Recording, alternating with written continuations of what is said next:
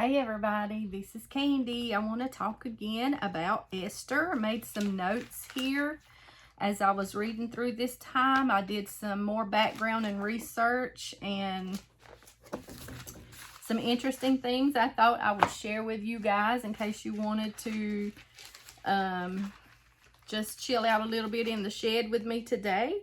And so some history background and stuff on Esther. As I read through chapter 1, it says, "Now it came to pass in the days of Ahasuerus," which is Xerxes, this Ahasuerus, which reigned from Indiana to Ethiopia, even over 107 and 20 provinces, that in those days, when the king Ahasuerus sat on the throne in his kingdom, which was in Shushan the palace, in the 3rd year of his reign, that he made a feast unto all the princes and his servants, and the power of Persia and Media, the nobles and the princes of the provinces being before him, when he showed his riches in his glorious kingdom and the honor of his excellent majesty many days, even 180 days. And this was done to win their approval and their support to go and do this war that he wanted to do against the Greeks. And so you see that he ruled from 486 to 465 BC. He is famous for his failed invasion of Greece. He was killed by Arbiterius. His practiced religion, and this is not in the Bible, but this is in some of the history notes that I discovered, was Zoroastrian. I'm not sure if I said that right, which was the reason I noted this and thought it was interesting is because it was kind of similar in some ways of Christianity. It believed in one God. It believed in good versus evil. It believed in having good thoughts and speaking good words and doing good deeds. And it is said to have had a lot of influence in Judaism, Christianity, and Islam, and it uses sacred texts and hymns, and is believed that 5% of that fire represents purity and is a manifestation of God's light and wisdom. It's monotheistic, and it is the oldest still practiced religion, estimated 1 to 200,000 worldwide in Iran, India, and North America. I thought that was interesting. You can look it up, do your own research. That might not be neither here nor there for you to read the book of Esther, but it gives me a little bit of context as to what's going on with this man and these people in the time and the culture and the ways in the original story was going on. It gives me an idea of what things might have looked like back then. So it says that Xerxes I, through his royal lengthy party, for the surrounding people, like I said, in order to gain their approval, he wanted to go to war with Greece, which was a prideful move because his father, Darius the Great, is not exactly proven in historical documents, but is said to be believed among a lot of Bible studiers that this is the Darius the Great that is mentioned in Daniel, the one that threw Daniel in the lion's den. And so that was very interesting. That helps me to connect some dots and to think about some things as they might be linked, because Esther's story and Daniel's story was during the same time period and in that same culture and all that was going on. So that gives you a little bit of some context to be thinking about. So Xerxes, the king here in Esther, his father was Darius and lost the Battle of Marathon, and the Greeks were blamed for this. So Xerxes had his prideful way of wanting to go to war and defeat the ones who had defeated his father. And so his father is the one who helped gain all this territory. So when it's telling you all this region from India to Ethiopia. Get you a map and look at how huge that territory was, and that will tell you how great and grand this king and his rule and his reach was. And when you read through here and you see all the tapestries and all the riches that was during his throw of this great, grand, lengthy party, and you can recognize that he was very rich and powerful. And so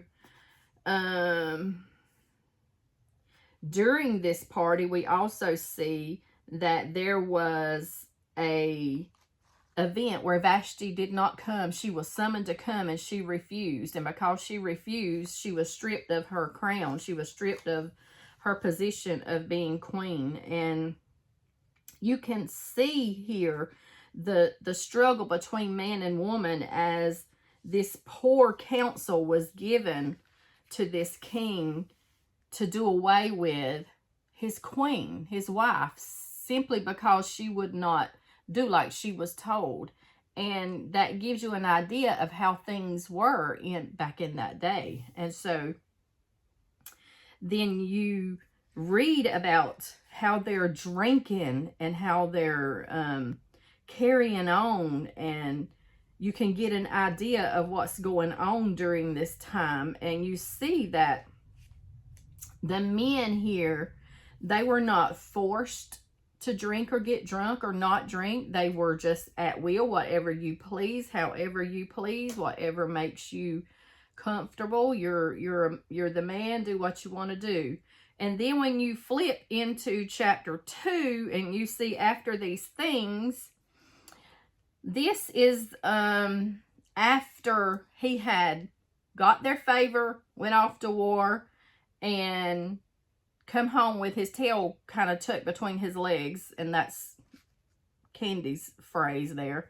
So the Greco-Persian Wars were between 492 and 449 BC, and had several time periods mentioned in the historical research that I did that was regarding certain territories of war. And some say that it could have been 1 to 4 years in between, depending on who you was reading their information from. There was a lengthy amount of time anyway. And you can also look into history about the battle that is also known about the 300 Spartans, and they were defeated. And this was such a costly war that it left the king here. When you read right here, it says, after these things, when the wrath of King Xerxes was appeased, he remembered Vashti and what had been done and what was decreed against her. But then the king's servants that ministered unto him, they got this council session going again, and they're just giving him advice. And it's just, you kind of want to think that the first bad advice would have been enough. Why are you listening to them again? But, you got to remember that God's hand holds the king's heart, and God is on the throne and sovereignly ruling. His providence is seen throughout this whole story. But the defeat was so costly, and so they decide they're going to throw this beauty pageant and have this contest to find a new queen. And note again the viewpoint of how they thought, what their ideas and opinions, and how they valued, or I should say disvalued, women or female in that day. And assimilated Jews were ones who had been integrated into their area and culture to which they stayed, instead of going back to Jerusalem whenever Cyrus had released them and told them to go back to Jerusalem, build your temple, and do, gave them fundings and things that they needed.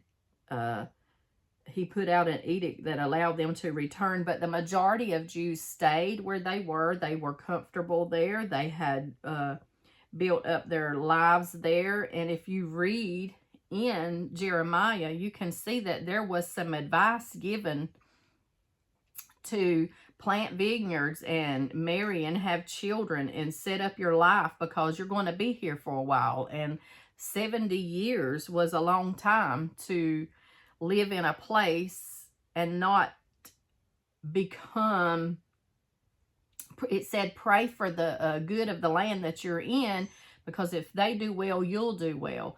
And so we do see that God's promise, that verse, Jeremiah 29:11, for I know the thoughts that I think towards you, they're for good, not of evil. It's for peace. It's for your future. It's for a hope. It's for you to have an expected end. So God's will was that after their punishment was over, that they would then come back home. And so God used a wicked people, Babylonians, to punish his children, but then he also punished the Babylonians. And so you can read more about that, and you can see Cyrus is even named in the book of Isaiah. You can read more about them going back in Ezra and Nehemiah, and how that some went back, but most did not. And so this little orphan Hadassah, who became Queen Esther, she is in this beauty pageant. And so I want to read something right here. It says, and then the king's servants that ministered to him said, let there be fair young virgins sought for the king, and let the king appoint officers in all provinces of the kingdom, that they may gather together all the fair young virgins unto Shushan the palace, to the house of the women, unto the custody of this eunuch that was over the, he was the keeper of the women.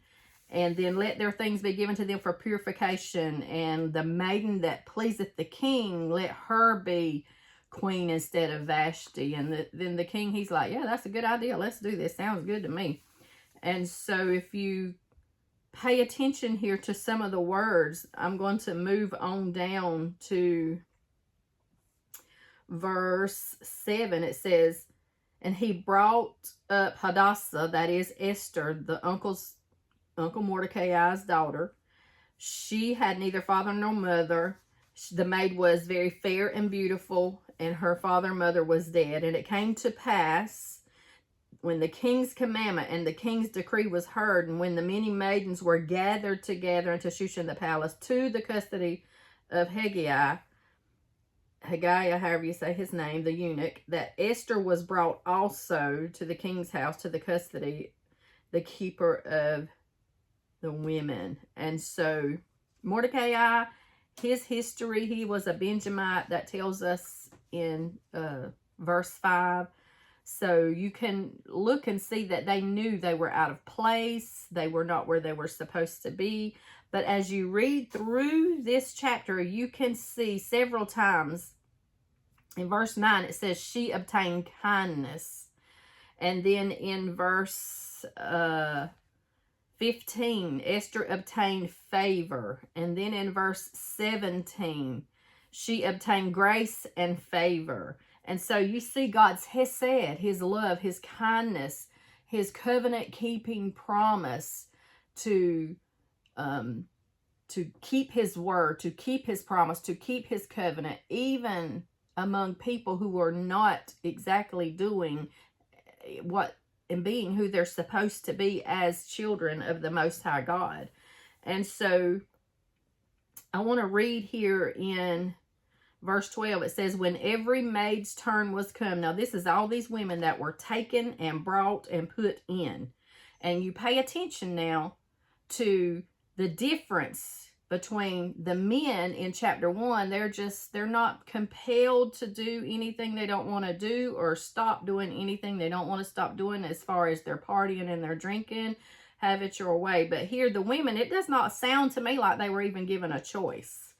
So now when every maid's turn was come to go into the king Ahasuerus, after that she had been 12 months according to the manner of women. So she had went through her purification. She had went through and had her perfumed, her stages of being taught how to please a king, that everyone come in.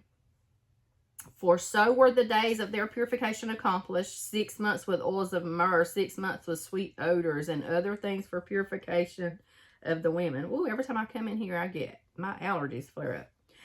But Then thus came every maiden unto the king, and whatever she desired was given to her out of the house of the women of the king's house. In the evening she went in, and on the tomorrow she returned into a second house. And that is where she was kept with the concubines, and she would live out her life for the rest of her days as a concubine. And that the king, she would never come into the king ever again, except the king delighted in her and called for her by name to come in unto him. So each one of these would spend the night with the king, and then she would become his concubine. But the one that pleased him most would win the crown. And we know that that would be Hadassah, who would be Esther, the queen that this story is named after. And so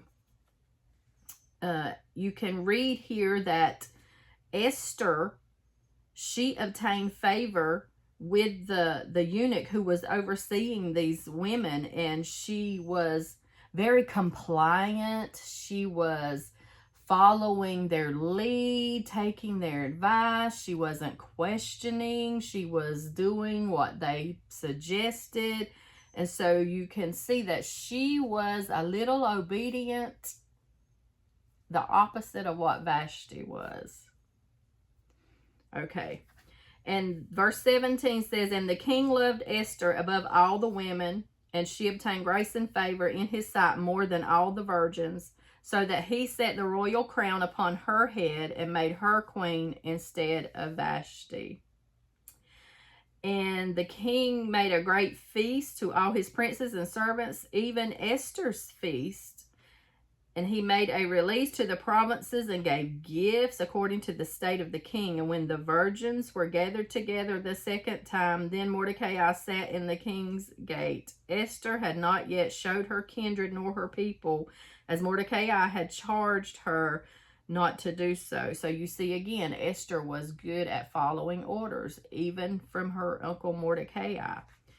And so the Jews that were being left behind, and they become assimilated into the place in which they were. This eunuch would have been a castrated male. That's how he was able to oversee the women, and for them not to have to worry about what he might do to them. He was castrated. He was not able. And so, but he gave special treatment to Esther, a special diet, beauty treatments. And then he gave her 7 maids, and she was taking his advice on what to eat, what to wear, etc., etc., etc. And so she did like she was told. So, you know, that's a very vast difference between Daniel and his story. Whenever they tried to feed him the king's meat, that's a whole total different setup and scenario there. So you can check that out in Daniel and compare the differences in how one was conducting theirself versus another. So to become assimilated meant that they would change their whole everything. They would learn to dress like the people in that place, and they would eat the things that the people in that place ate, and they would change their language. They would do things according to the customs of the place in which they were in. They were completely losing all their Jewish identity, all their godly identity, when they become assimilated into this place. And so chapters 1 and 2 has a whole lot of good stuff in there. You can read on how that